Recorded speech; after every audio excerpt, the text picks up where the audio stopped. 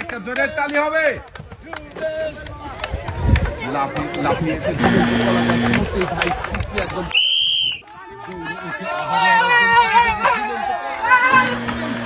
পানিতে পড়ে গেছে। দেখছি আরো একজন দৌড়ে এসে লাফিয়ে ঝুলন্ত কলা গাছে একদম কি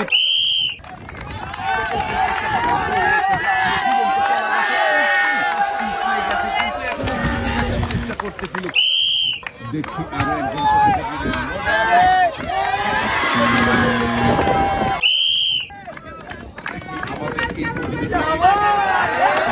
লাভ দিতেই একদম পিছলে পানিতে পড়ে গেছে। এক সাইডে চলে যাবেন। দৌড়ে এসে ঝুলন্ত কলা গাছ করবেন।